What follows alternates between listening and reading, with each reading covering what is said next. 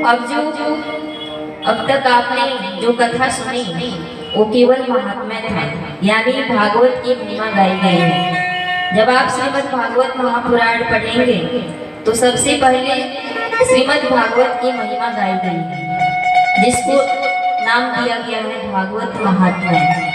अब तक आपने जितनी भी कथाएं सुनी ये केवल भागवत की महिमा गा रही थी। अब जाकर के आप कथा में प्रवेश करेंगे। अब तक केवल भागवत की महिमा चल रही थी।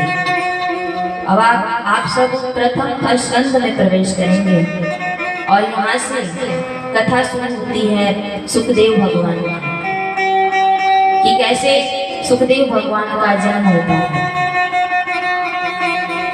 तो एक बार भगवान शंकर ध्यान में बैठे रहते हैं कैलाश पर्वत पर, और उनके बगल में माता पार्वती खड़ी होती है।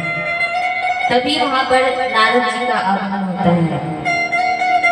जब नारद जी आते हैं तो देखते हैं कि भोले बाबा तो बड़े ध्यान में बैठे हैं, केवल माता पार्वती खड़ी हैं। तो माता पार्वती और भगवान शंकर को प्रणाम करते हैं नारद जी। तो माता पार्वती कहती हैं नारद जी से कि कहो नारद कैसे आना होगा, आजकल तुम बहुत कम दिखाई देते हो, क्या बात है?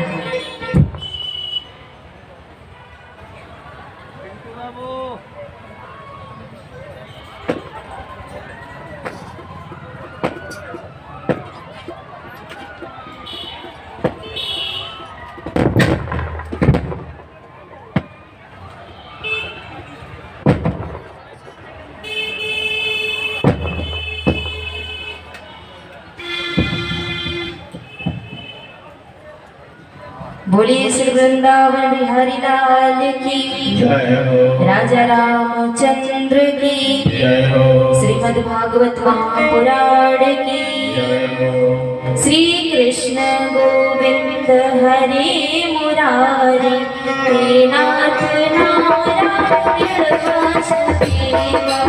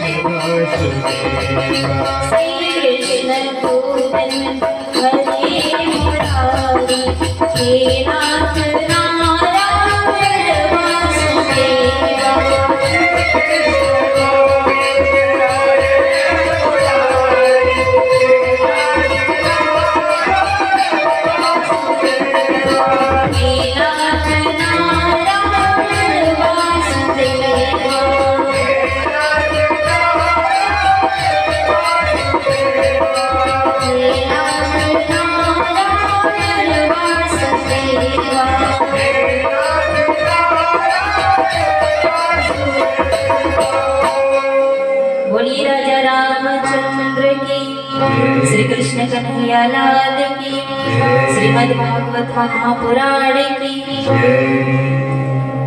तो माता पार्वती नारद जी से कहती हैं कि नारद आजकल तुम बहुत कम दिखाई देते हो, कहाँ रहते हो? आजकल आते नहीं कैलाश पर्वत पर।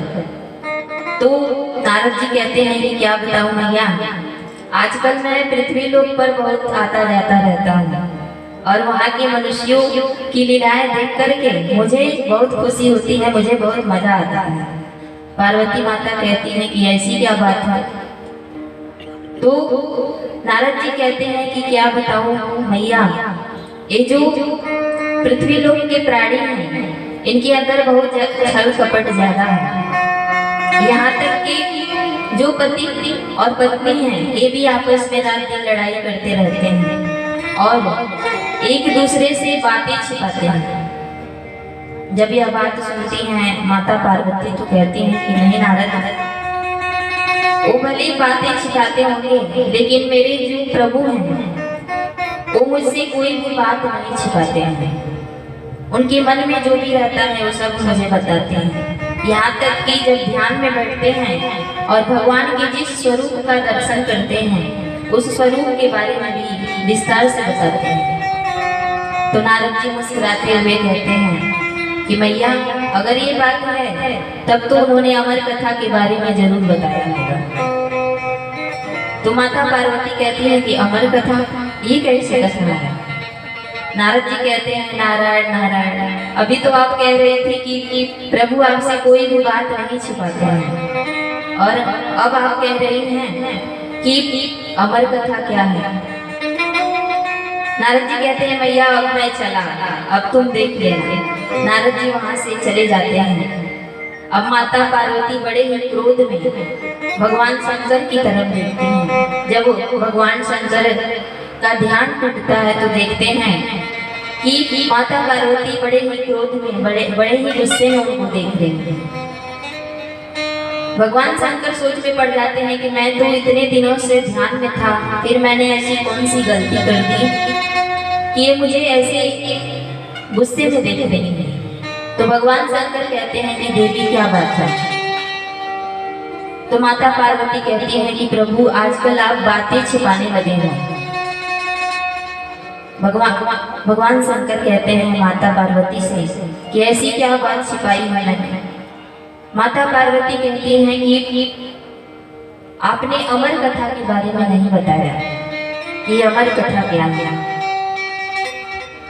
भगवान शंकर कहते हैं कि छोड़ो देवी, यह कथा सबको सुनने का अवसर प्राप्त नहीं होता है। जिस पर भगवान की कृपा होती है वही इस अमर कथा को सुन सकता है। अच्छा ये बताओ कि अमर कथा के बारे में तुम्हें किसने बताया? माता पार्वती कहती हैं कि कुछ दिनों पहले नारद जी आए थे, उन्होंने ही अमर कथा के बारे में बताया। भगवान शंकर कहते हैं कि ओहो, तो ये बात है, ये झगड़ा लगाया हुआ नारद का है। देवी ये तो इसका काम ही है, इधर से उधर झगड़ा लगाना, उसकी बातों में मत आओ, भूल जाओ सब बातें। लेकिन माता पार्वती नहीं मानती है, वो इतना हट करती है कि भोले बाबा कहते हैं कि ठीक है मैं आपको अमर कथा सुनाऊंगा, लेकिन ऐसी जगह पर जहाँ पर कोई भी व्यक्ति ना हो, कोई भी प्राणी ना हो, यहाँ तक कि पशु पक्षी भी ना हो, बिल्कुल एकांत में। और मेरी नजर में एक जगह है और वो है अमरनाथ गुफा। तो भगवान शंकर माता पार्वती को लेकर के अमरनाथ गुफा की ओर चल पड़ते हैं। और ऐसा कहा जाता है कि भगवान शंकर जब माता पार्वती को लेकर के जा रहे थे कथा सुनाने के लिए, तो जो उनके गले में नाग है उन नागों को भी पीछे छोड़ देते हैं। जो उनके कानों में बिच्छू रहते हैं उनको भी छोड़ देते हैं। जो उनके गढ़ हैं उनको भी आदेश देते हैं कि आप लोग मेरे साथ नहीं आ सकते। फिर जाते हैं गुफा में प्रवेश करते हैं और गुफा के सामने अपना त्रिशूल रख देते हैं और कहते हैं कि तुम रखवाली करना, कोई भी अंदर न आने पाए। और भगवान शंकर माता पार्वती को अमर कथा सुनाने लगते हैं।